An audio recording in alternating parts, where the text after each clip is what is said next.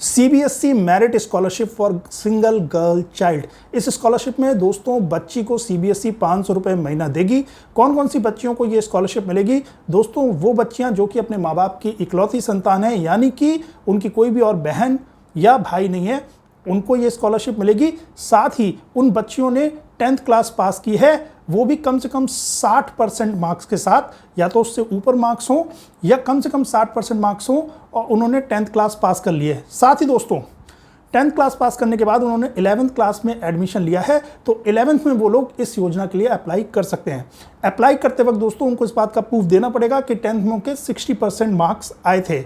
उसके अलावा दोस्तों जब वो 11th में ये स्कॉलरशिप ले लेंगी तो 12th में ऑटोमेटिकली ये स्कॉलरशिप नहीं मिलेगी, 12th में दोबारा अप्लाई करना पड़ेगा।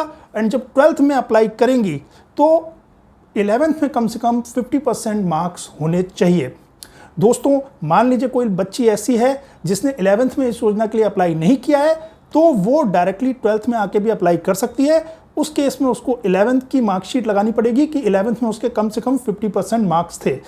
उसके अलावा दोस्तों उसको ये स्कॉलरशिप तभी मिलेगी अगर वो 10th में सीबीएसई के किसी स्कूल में पढ़ रही थी, और 11th में या 12th में अगर उसने एडमिशन लिया है वो भी सीबीएसई के किसी स्कूल में लिया है। अब दोस्तों एक चीज़ बताना चाहूँगा आपको कि ऐसा क्राइटेरिया दोस्तों क्यों रखा है कि 11th में बच्ची एडमिशन ले या 12th में एडमिशन ले तभी सरकार ये इस योजना में पैसे देगी, क्योंकि सरकार चाहती है कि आप बच्ची की 10th के बाद पढ़ाई बंद ना कराएं, उसे आगे और पढ़ाएं। उसको प्रोत्साहन देने के लिए सरकार ने ये शर्त रखी है कि अगर बच्ची का 11th या 12th में एडमिशन होगा तो उसे 500 रुपये महीने की स्कॉलरशिप मिलेगी।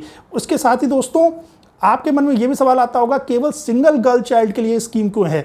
यहाँ भी दोस्तों सरकार ये चाहती है कि माँ बाप एक लड़की पैदा होने के बाद सिर्फ लड़के की चाहत में दूसरा बच्चा पैदा ना करें, इसलिए उस बात को प्रोत्साहन देने के लिए कि लड़की के बाद सिर्फ लड़के की चाहत में बच्चा पैदा ना हो, उसके लिए स्कीम रखी गई है कि सिंगल गर्ल चाइल्ड अगर आप रखते हैं तभी आपकी लड़की को ये 500 रुपये महीने मिलेंगे।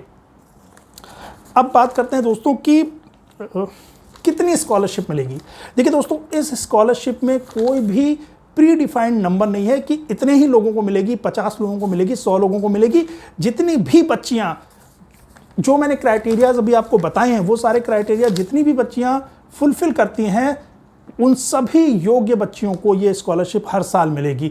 इसमें कोई भी फिक्स नंबर नहीं है। एक बार क्राइटेरिया फिर से बता देता हूँ। बच्ची अपने माँ बाप की इकलौती संतान हो, यानी कि उसका कोई भाई या बहन ना हो, उसने 10th क्लास पास की हो कम से कम 60 मार्क्स या उससे ज़्यादा मार्क्स से, अगर वो 11th में स्कॉलरशिप के लिए अप्लाई कर रही है। अगर वो 12th में अप्लाई कर रही है तो 11th में उसके कम से कम 50% मार्क्स या उससे ज़्यादा मार्क्स होने चाहिए। बच्ची ने 10th किसी सीबीएसई के स्कूल से किया है, बच्ची ने 11th भी किसी सीबीएसई के स्कूल में एडमिशन लिया है, बच्ची ने 12th में भी किसी सीबीएसई से एफिलिएटेड स्कूल में एडमिशन लिया है।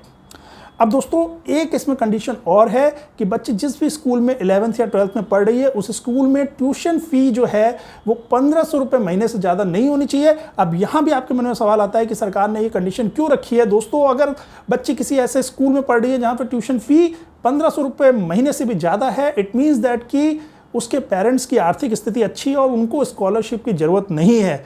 इसीलिए दोस्तों ये शर्त रखी गई है कि जिस स्कूल में 11th या 12th में बच्ची पढ़ रही है वहाँ पे ट्यूशन फ़ी 1500 रुपये महीने से ज़्यादा नहीं होनी चाहिए। यहाँ देखने वाली बात दोस्तों ये है कि ट्यूशन फ़ी की बात हो रही है, स्कूल में बहुत सारी एडिशनल फीस और होती हैं जिनको मिला के हो सकता है 500 से ज़्यादा भी हो जाए, 1500 से ज़्यादा हो जाए, लेकिन यहाँ पे सिर्फ ट्यूशन फी की बात हो रही है कि वो 1500 से ज़्यादा नहीं होनी चाहिए। साथ ही जो एनुअल इंक्रीमेंट है फी में, ट्यूशन फी में, वो 10% से ज़्यादा नहीं होना चाहिए।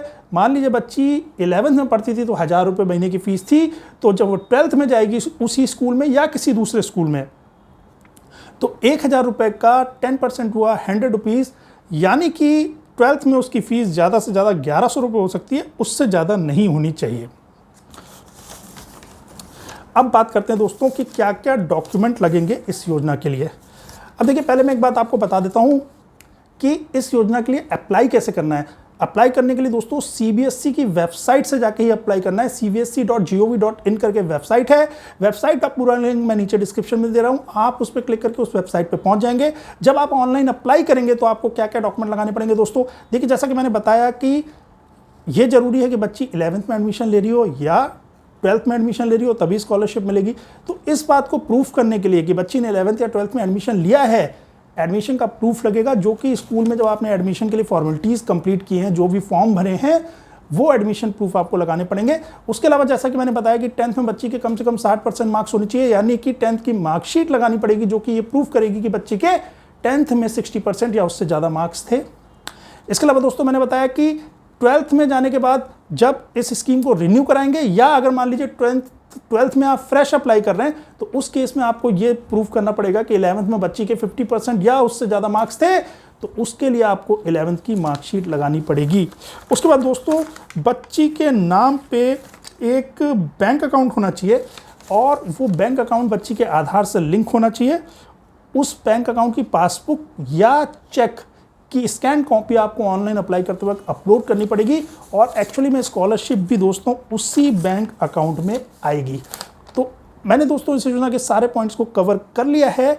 आशा करता हूँ योजना आपको अच्छे से समझ में आ गई होगी, और अगर फिर भी कोई डाउट है तो नीचे कमेंट सेक्शन में पूछिए, मैं उसका रिप्लाई करूंगा। वीडियो को जरूर लाइक कर दीजिएगा, चैनल को जरूर सब्सक्राइब कर लीजिएगा, और वीडियो को ज़्यादा से ज़्यादा लोगों के साथ शेयर भी कीजिएगा। वेट कीजिए अगले वीडियो का। थैंक यू दोस्तों।